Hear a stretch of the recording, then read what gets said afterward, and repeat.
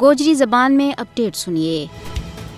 کسی بھی ملک اور قوم کی کامیابی اور ناکامی، عروج و زوال، ترقی اور تنزلی میں اوت کا نوجوانہ کو اہم اور کلیدی کردار ہوا ہے۔ بھارت کے زیر تسلط جموں کشمیر کا نوجوانہ نے بھی بھارت کی غلامی تو اپنا وطن نہ آزاد کران میں ایک اچو تے سچو کردار ادا کیو ہے اور آج بھی کر رہے ہیں۔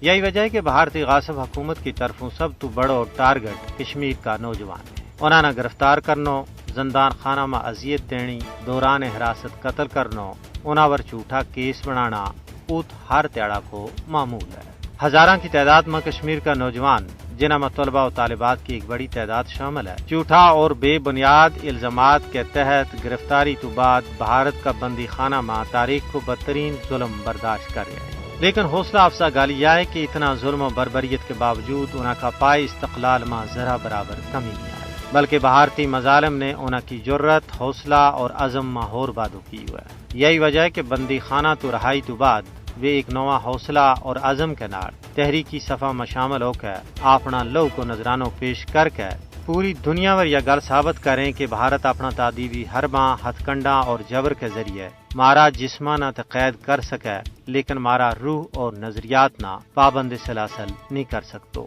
ماہرین کو کہنا ہے کہ بھارت کی ریاستی دہشت گردی کشمیری نوجوانہ مسلح جد و جہد پر مجبور کر رہی ہے۔ بھارت کشمیری نوجوانہ مار سکے، لیکن انہاں کا ہمالیائی جذبات نہ شکست نہیں دے سکتو۔ تاریخ گواہ ہے کہ صفاقانہ طریقہ نال آزادی کی مقدس تحریکہ نہ دبایو نہیں جا سکے ہو۔